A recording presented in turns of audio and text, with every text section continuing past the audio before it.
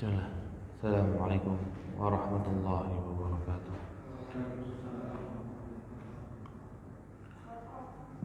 Alhamdulillah alladzi arsala rasulahu bil huda wa dinil haqq liyudhhirahu 'ala ad-dini kullihi wa kafaa billahi shahida. Asyhadu an la ilaha illallah wahdahu la syarika lah wa asyhadu anna Muhammadan 'abduhu wa rasuluhu sallallahu ala alihi wa sahbihi wa sallam tasliman mazidan ma ba'd.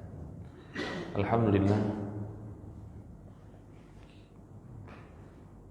kita bisa melanjutkan pembahasan kita dari kitab tafsir kalimat la ilaha illallah karya Syekh Muhammad bin Abdul Wahhab bin Sulaiman At-Tamimi rahimahullah ta'ala, yang dimana kita berhenti kemarin pembahasan tentang syubhatnya orang-orang musyrikin dan bantahan kepada mereka. Maka kita masuk kepada perkataan beliau, fa idza ta'ammalta hadza ta'ammulan jayyidan arafta anna al-kuffara yashhaduna lillahi bi tauhid ar-rububiyyah.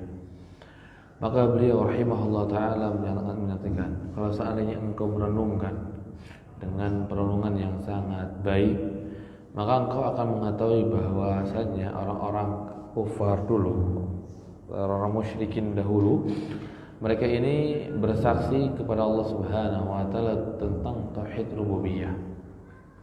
Jadi mereka itu bersaksi berkaitan dengan apa? Yang namanya Allah penciptanya, pemberi rizkinya, dan tidak ada satupun zat yang selain Allah Subhanahu wa ta'ala yang bisa memberikan rizki, bisa menghidupkan, bisa mematikan, dan yang lainnya. Maka di sini beliau menyebutkan kita akan mengetahui hal tersebut. Wa huwa tafarrudu bil khalq wal rizq wa tadabburu. Maka yang di mana juga kita akan tahu bahwa mereka akan mengatakan bahwa Allah Subhanahu wa ta'ala menyendiri dalam penciptaan, pemberian rizki dan juga pengaturan. Tapi bersamaan dengan itu mereka meminta, mereka menyembah Isa ibn Maryam, Nabi Isa alaihi wasallam, Nasara ketika itu, dan juga al-malaikah, dan juga malaikat. Malaikat juga menyembah, mereka juga menyembah malaikat orang-orang musyrikin Arab. Kemudian awal aulia dan juga orang-orang saleh, ini juga disembah oleh mereka, oleh orang-orang musyrikin yang ada, seperti Lata ataupun yang lainnya.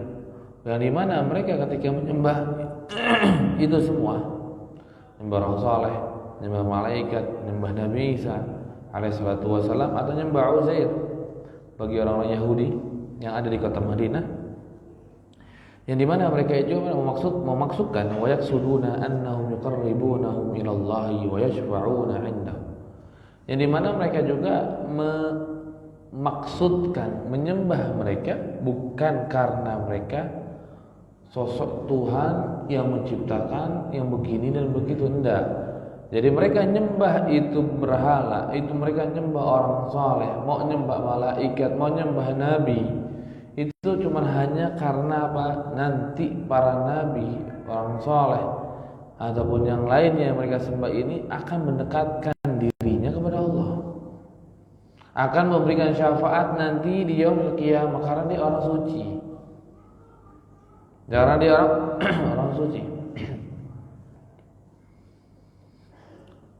Makanya orang suci harus didekati. Karena apa? Karena dia telah memisalkan Allah seperti raja-raja dunia.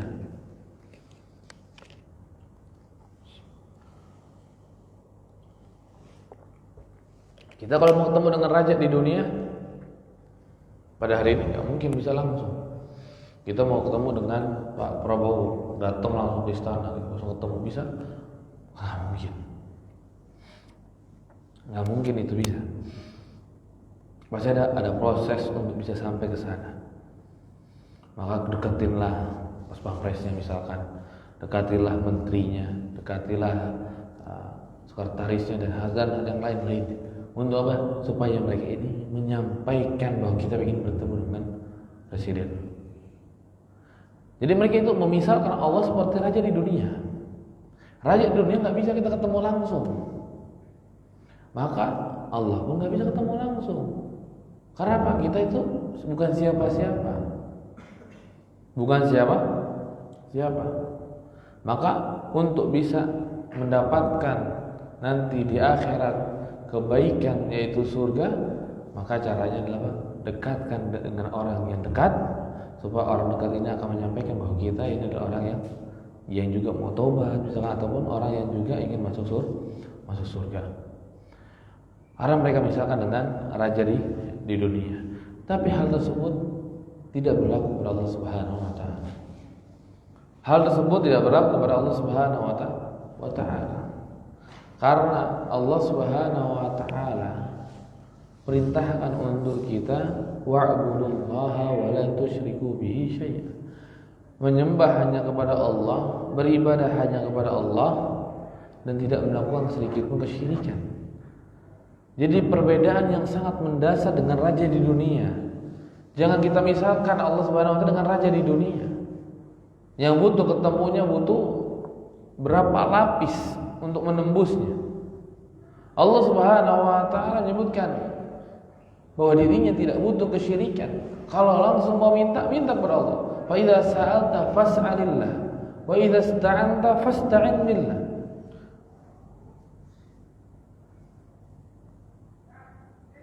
Kan gitu.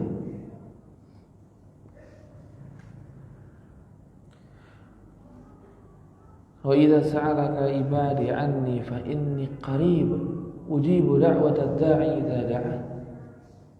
Ketika ada seorang hamba nanti bertanya kepada engkau wahai Muhammad tentang diriku di mana, maka kamu dekat, tinggal minta kepada Allah, Allah akan kabulkan. Minta kepada Allah, Allah akan kabulkan. Di sini Allah Subhanahu wa taala langsung nyuruh minta kepada Allah, enggak pakai perantara sama sekali. Bahkan ayatnya wa idza sa'alaka ibadi anni fa inni qarib. Enggak menggunakan qul fa inni qarib. Kalau pertanyaan yang lain kan wa yas'alunaka 'anil ahillah. Mereka bertanya berkaitan dengan hilal. Qul hiya mawaqitu lin-nasi wal. Katakan wahai Muhammad, itu adalah waktu untuk manusia untuk hajinya. Wa yas'aluka 'anil mahid. Qul hiya adzan fa'tazilun nisaa fil mahid. Mereka bertanya berkaitan dengan haid. Maka katakan wahai Muhammad bahwa haid itu adalah gangguan yang Allah Subhanahu wa taala tetapkan untuk perempuan. Tapi ketika ditanya, wa idza sa'alta, ketika engkau ditanya wahai Muhammad, wa idza sa'alta anni fa inni qarib, wa idza sa'alaka ibadi anni, ketika engkau ditanya berkaitan dengan aku, maka enggak pakai qul inni qarib, enggak. Saya berkata inni qarib ujibu da'watad da'i idza da'an. Ayatnya berbeda. Sampai Allah Subhanahu wa taala katakan demikian. Allah Subhanahu wa taala seolah di sini enggak perlu ada perkataan katakan Muhammad bahwa aku dekat, aku akan menjawab doa-doanya. Enggak. Supaya apa? Menghilangkan pikiran, enggak ada perantara kepada Allah Subhanahu wa taala. Kalau kita mau berdoa, inni qarib ujibu da'watad da'i idza da'an. Langsung doa kepada Allah Subhanahu wa taala. Langsung berdoa kepada Allah Subhanahu wa taala tanpa ada perantara antara kita dengan Allah Subhanahu wa taala. Bahkan bayangkan doanya orang kafir. Doanya orang kafir itu ketika dia berdoa kepada Allah Subhanahu wa taala langsung terkadang dikabulkan. Seperti doanya iblis. Fa'anzirni ila yaumi yub'atsun. Berikanlah aku tangguhan sampai hari akhir, sampai hari kiamat. Sampai hari bumi itu hancur, maka bertangguhan kepadaku. maka Allah kabulkan. Iblis, seorang iblis. Maka juga seperti perkataan Rasulullah SAW kepada Mu'adz, ittaqu da'watal madlum. Ketika Mu'adz diutus oleh Rasulullah SAW untuk dakwah ke negeri Yaman, fa innaka sata'ti qauman min ahlil kitab. Sungguhnya engkau wahai Mu'adz nanti akan datang kepada orang-orang ahlul kitab, Nasrani. Fakun awwalu ma tad'una ilaihi asyhadu an la ilaha illallah. Maka pertama kali yang engkau jadikan adalah syahadat kepada Allah Subhanahu wa ta'ala. Dan terakhir, apa yang disebutkan Rasul? Fattaq da'watal mazlum.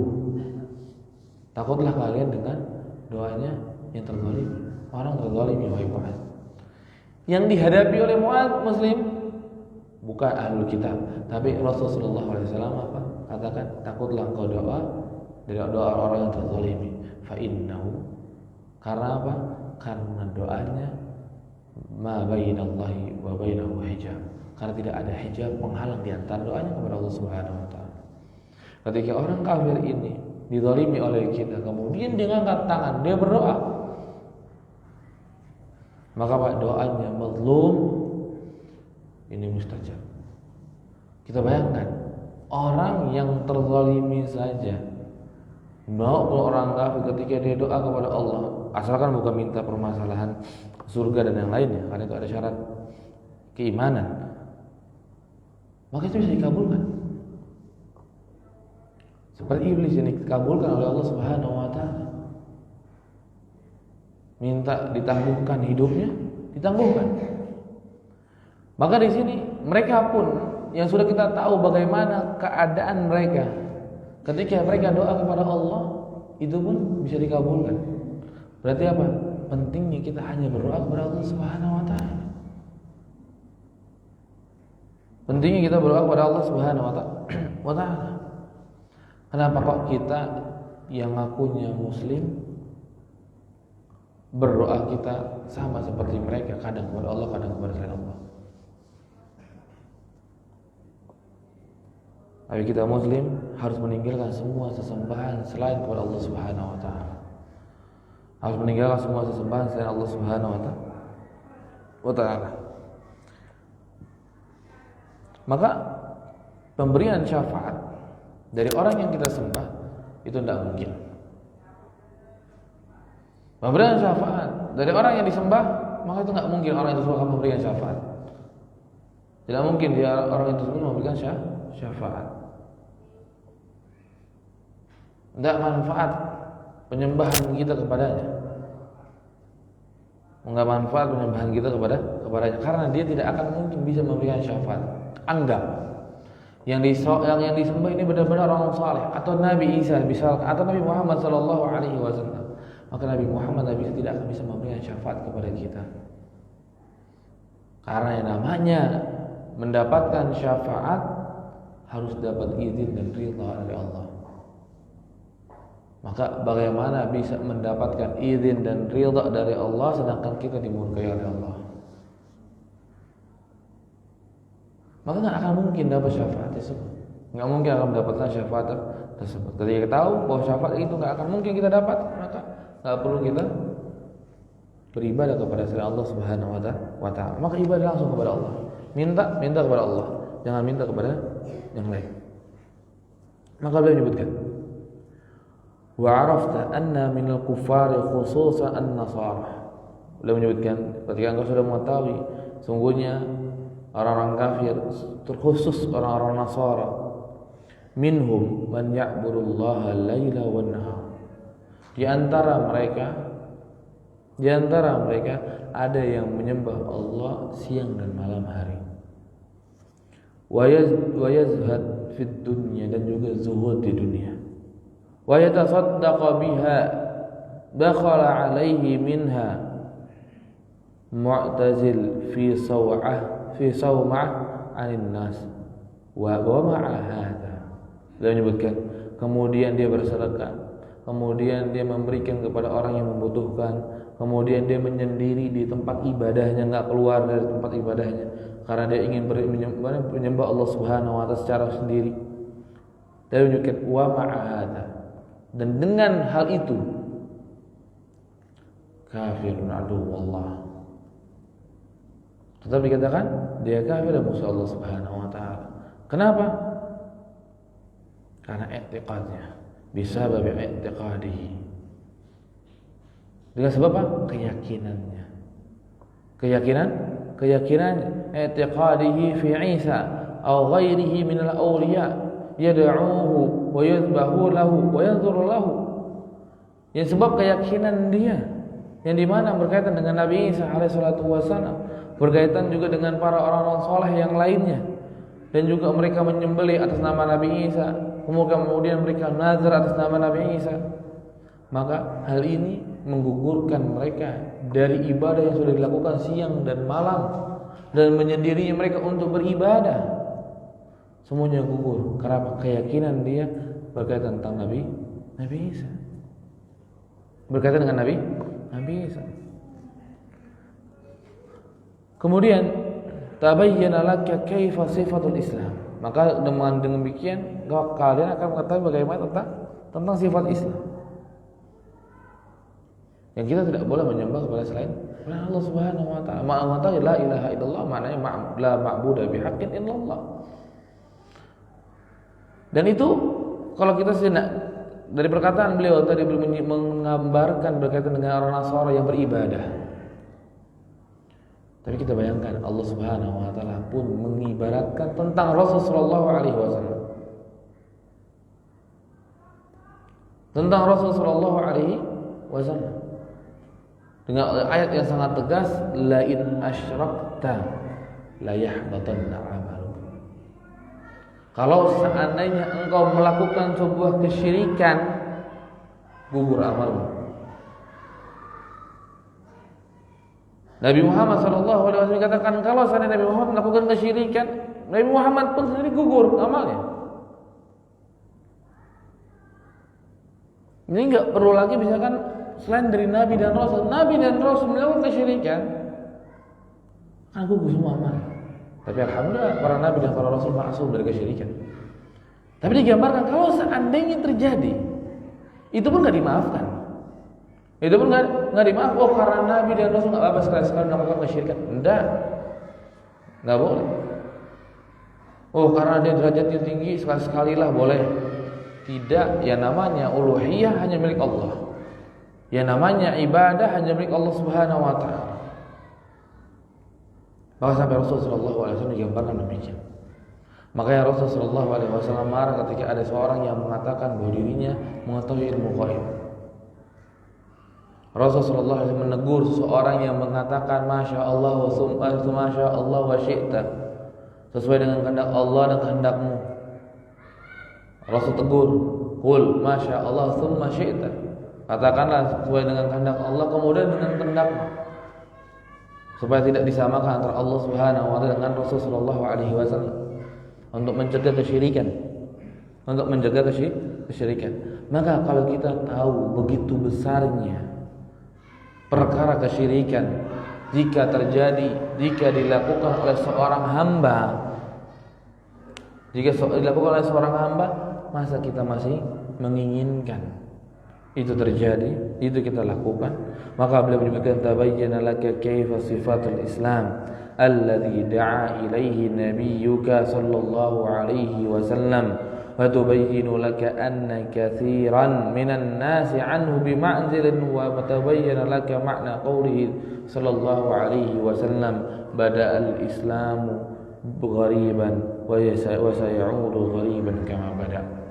Maka beliau menyebutkan ketika engkau sudah mengetahui dengan baik perkara Islam, bagaimana sifat Islam, bagaimana yang didakwakan oleh Rasul sallallahu alaihi wasallam, maka engkau akan mengetahui sesungguhnya pada hari ini kebanyakan manusia berbeda dengan apa yang disuruhkan oleh Rasul sallallahu alaihi wasallam. Dengan apa yang disuruhkan oleh Rasul sallallahu alaihi wasallam, maka ingatlah makna hadis Nabi sallallahu alaihi wasallam, badal islamu ghariba. Awal Islam datang itu asing. Wa sayaudu ghariba kama bada. Maka akan kembali lagi asing sebagaimana mulainya. Maka kalau ketika kita mendapati di sebuah kaum dan kaum ini semuanya melakukan kesyirikan, maka jangan berkecil hati diri kita. Tetaplah kita tegar dengan tauhid dan ingatlah Rasulullah SAW pernah menyampaikan badal Islamu ghariba. Islam itu dimulai dari gharib, kemudian wasayaudu ghariban kama bada. Bisa jadi ini terjadi di zaman kita pada hari ini. Di zaman kita pada hari ini. Yang tauhid disebut syirik, yang syirik disebut tauhid.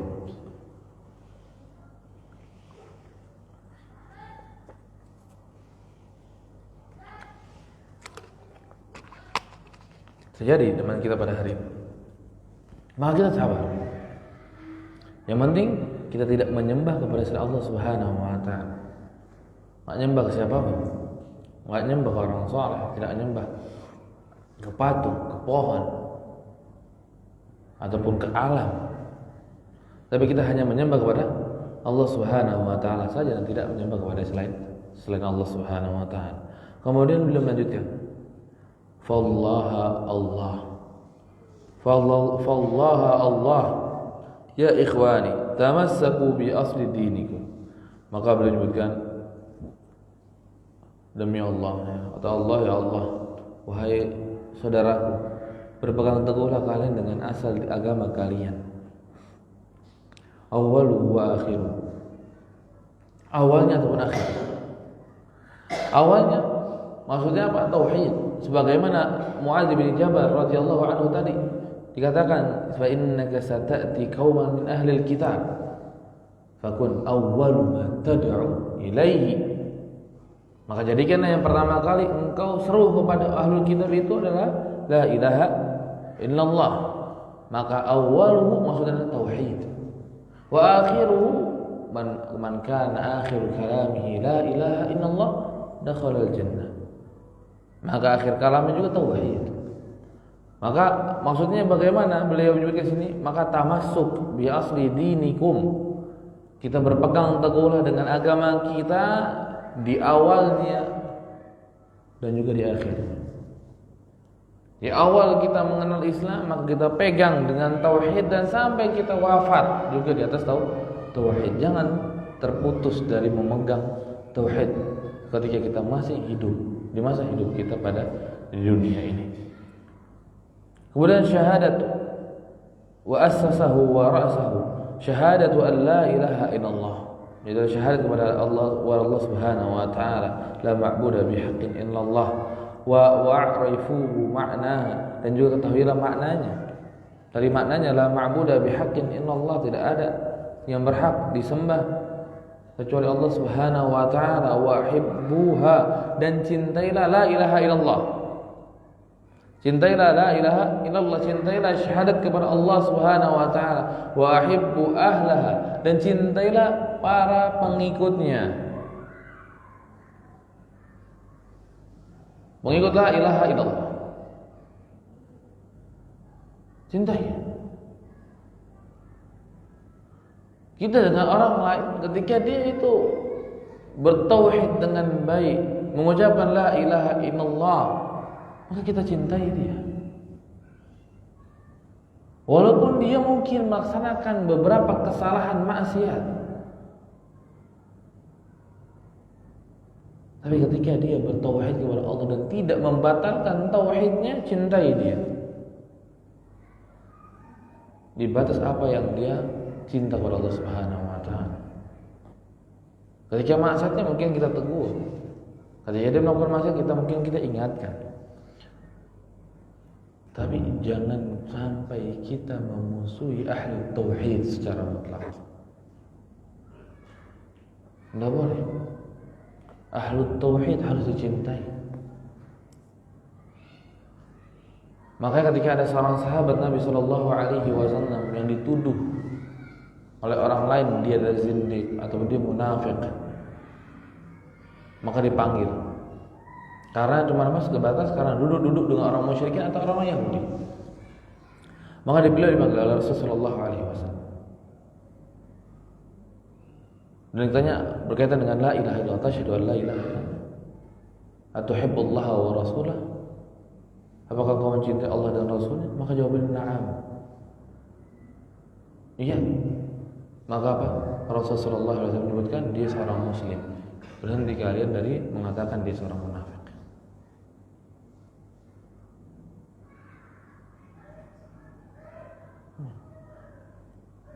Maka kesalahannya itu kesalahan.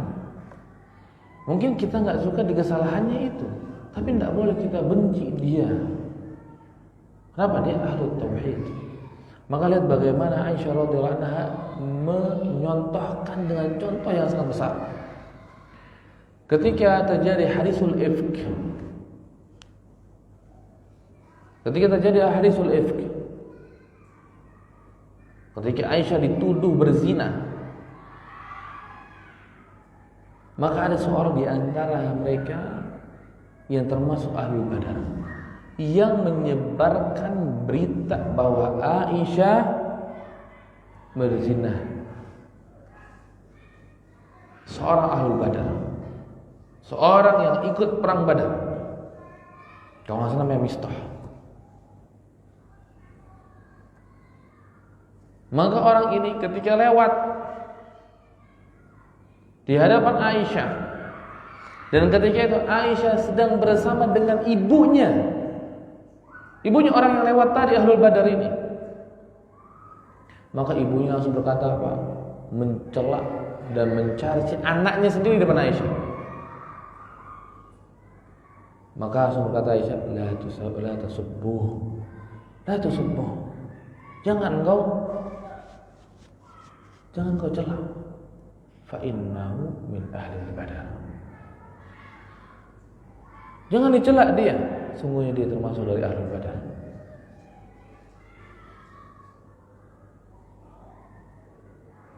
Kita sekarang konsep permasalahan wahabbu ahlaha kita kadang lupa. Selama dia masih bertauhid, selama dia tidak melakukan kesyirikan, tidak menghalalkan apa yang diharamkan oleh Allah, tidak mengharamkan apa yang dihalalkan oleh Allah, masih dia sholat, maka dia masih muslim. Maka kita cintai dia dengan kadar apa yang dia miliki.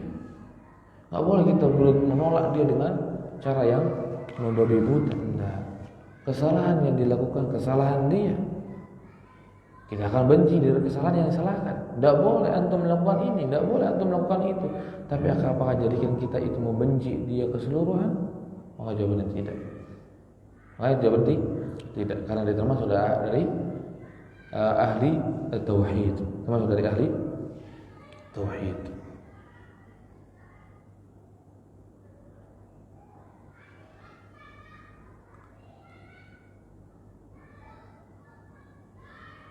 Nah, kemudian beliau melanjutkan waj'aluhum ikhwanakum, dan Allah jadikan juga mereka ini sebagai saudara-saudara kalian. Innamal mu'minuna ikhwah, sungguhnya orang beriman di antara mereka adalah orang saudara.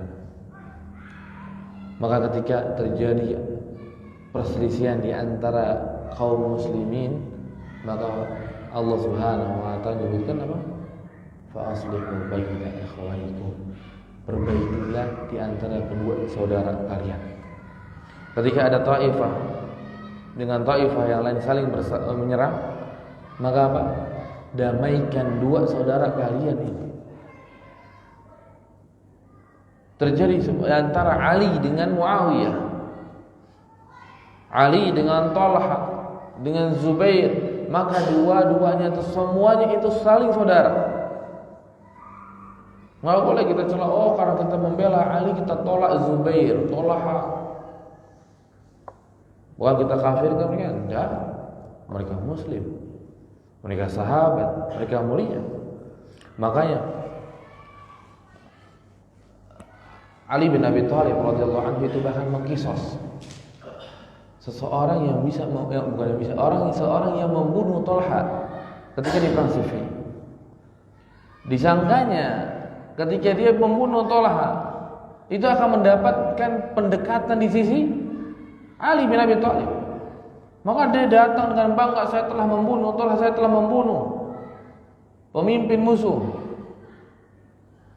Maka jawabannya ketika ketahuan engkau membunuhnya, maka akhirnya dibunuh oleh Ali bin Abi Thalib qisasan, sebagai qisas.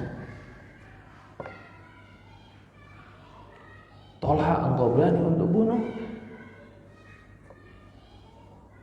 Ya.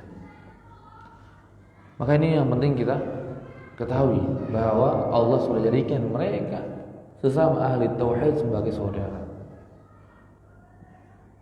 Walaupun letaknya pun jauh, walau kanu ba'idin. Kalaupun dia itu jauh, bukan di sini, di Afrika misalnya, atau di Papua, atau bahkan di Cina, atau di orang Cina, atau orang lain Amerika misalkan, atau orang Yahudi, orang Israel, masuk Islam, bertauhid kepada Allah, maka dia saudara kita. Maka dia saudara kita. Apa yang menjadikan dia saudara kita? Keimanannya dan ketauhidan kepada Allah Subhanahu wa taala. Karena Islam tidak memandang etnis, Islam tidak memandang kesukuan, Islam tidak memandang tempat. Ketika dia sama-sama ahli tauhid, maka sama-sama bersaudara. Sama-sama bersaudara. Ini yang kadang kita lupakan. Yang akhirnya Islam pada zaman kita pada hari ini tidak bisa maju karena tidak menerapkan konsep berkaitan dengan innamal mu'minuna ikhwah.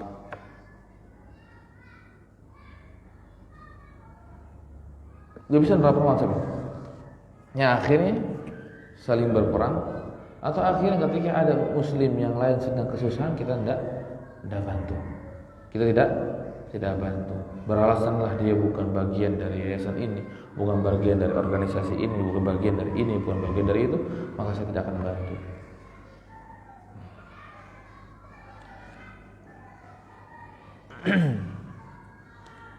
Kemudian waqfuru bit-tawaghit, maka beliau menyebutkan, maka ingkarilah taghut-taghut, wa'aduhum, dan bencilah, musuhilah, wa abghaduhum wa abghadu man ahabbahum, dan membenci siapa saja yang mencintai taghut, siapa saja yang mencintai tentang kesyirikan, maka kita benci, walaupun dia termasuk orang-orang dekat kita, walaupun dia termasuk orang dekat kita, maka kita benci dia karena i'tiqad yang ada di dalam dirinya, i'tiqad yang ada di dalam dirinya. Au jadala anhum, atau ajak dia diskusi atau debat dia. Au lam yakfuruhum, atau juga benci orang yang tidak mengkafirkan mereka. Kalau orang kafir sudah kafirkan, Allah Subhanahu wa taala sudah katakan bahwa mereka kafir, kenapa kita tidak mau katakan hal tersebut? Kenapa kita enggak mau mengatakan hal tersebut, sedangkan Allah Subhanahu wa taala sendiri yang telah mengkafirkan mereka? Kan faman yakfur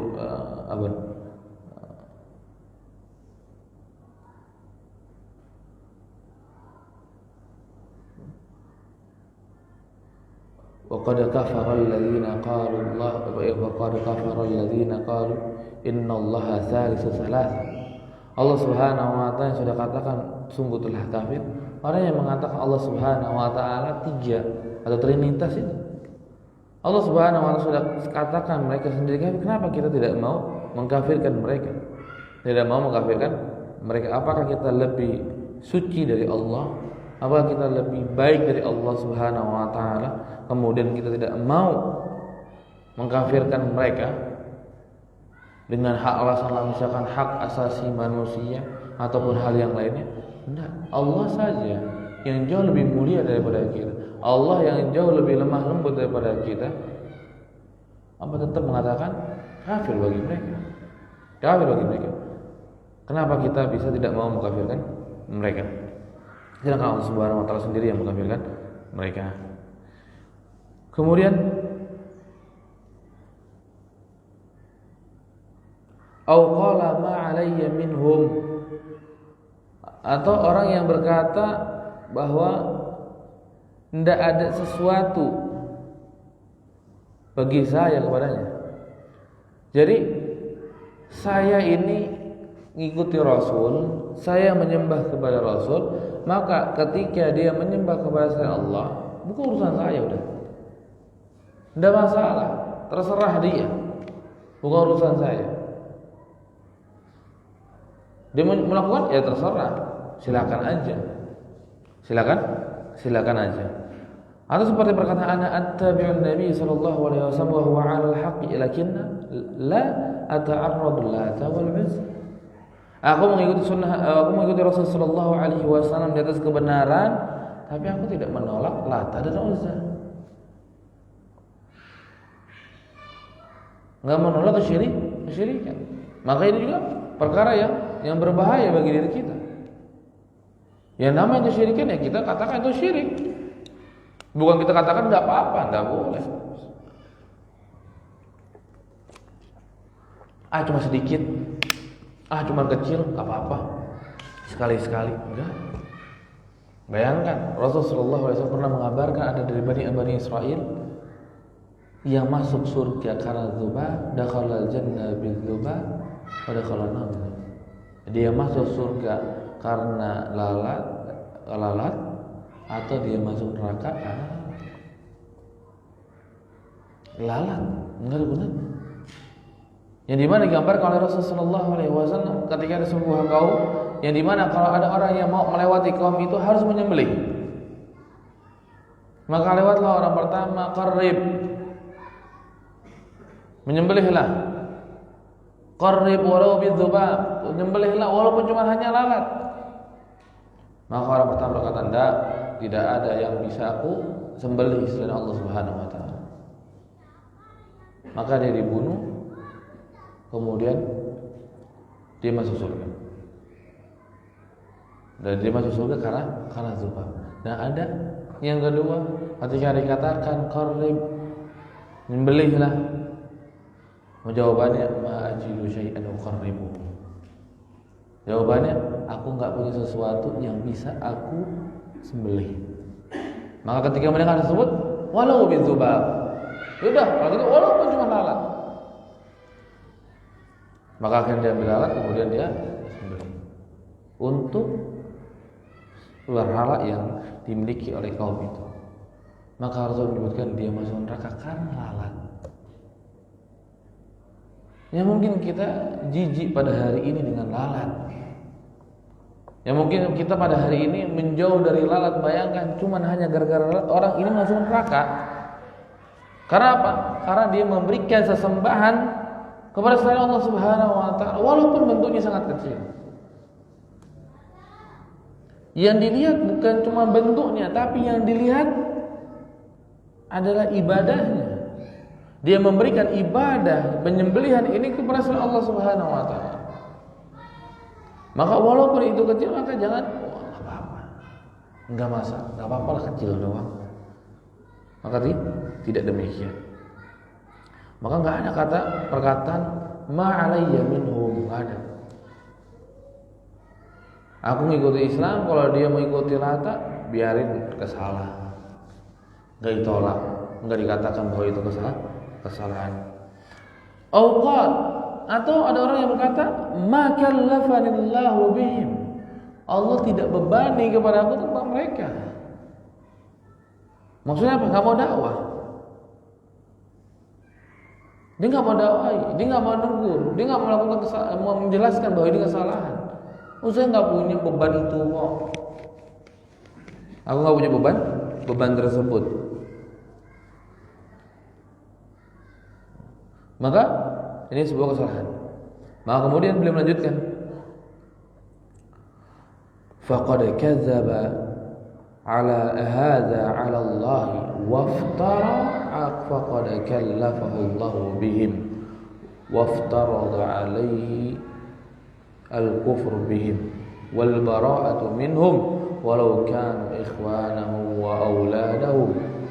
Maka melanjutkan, maka sungguh telah dusta orang yang mengatakan hal-hal tadi kepada Allah Subhanahu wa taala.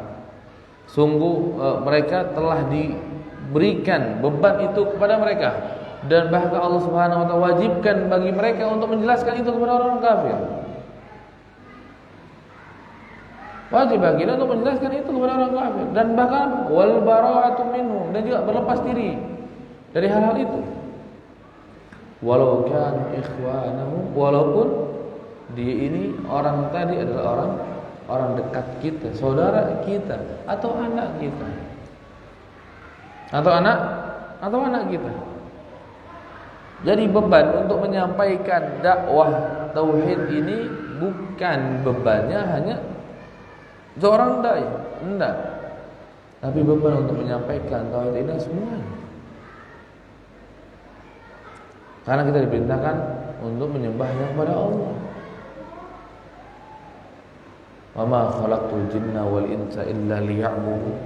Kabar hikmah kita diciptakan oleh Allah untuk beribadah kepadanya. Jangan engkau memalingkan ibadah ini kepada selain Allah Subhanahu wa taala. Berikanlah ibadah ini hanya kepada Allah, jangan kepada selainnya. Kabarkan kepada mereka, jelaskan kepada mereka, terangkan kepada mereka, kabarkan supaya mereka paham, supaya mereka tahu. Jangan akhirnya kita biarkan dan kita biarkan. Enggak.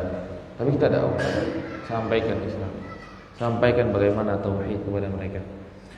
Kemudian Allah tamassaku bidzalika la'allakum talqawna rabbakum la tusyrikuna bihi syai'a Allahumma tawaffana muslimin wa alhiqna bis salihin. Maka beliau berpeganglah dengan hal itu, semoga Allah Subhanahu wa taala jadikan kalian ini bertemu dengan Allah Subhanahu wa taala dalam keadaan tidak melakukan kesyirikan sedikit pun. Dan beliau berdoa semoga Allah Subhanahu wa taala mewafatkan kita semua dalam keadaan muslim dan menggabungkan kita dengan zumratus salihin, dengan orang-orang saleh-saleh yang Allah Subhanahu wa taala masukkan kepada surganya Allah Subhanahu wa taala.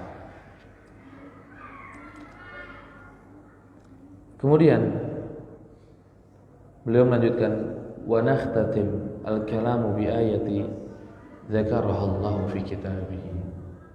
Dan beliau menyebutkan, dan kita tutup pembicaraan ini dengan ayat yang disebutkan oleh Allah Subhanahu wa taala dalam kitabnya. Dengan ayat yang disebutkan oleh Allah Subhanahu wa taala dalam kitabnya.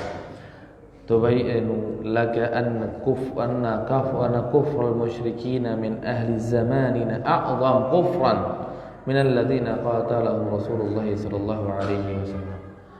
Supaya engkau ini mengetahui kekufuran orang-orang musyrikin di zaman kita pada hari ini bahkan lebih parah daripada orang-orang yang diperangi oleh Rasulullah sallallahu alaihi wasallam. Lebih parah daripada orang-orang yang diperangi oleh Rasulullah sallallahu alaihi wasallam. Maka beliau membawakan ayat qala Allah Ta'ala wa idza massakumud durru wa fil bahri dhalla man tad'unahu illa iyyah falamma najjakum ilal barri a'radtum wa kana al-insanu kafura. Maka ini ayat yang menyebutkan bagaimana perbuatan orang-orang musyrikin zaman dahulu yang insyaallah kita akan jelaskan nanti setelah sholat isya. Barakallahu fikum. Assalamualaikum warahmatullahi wabarakatuh.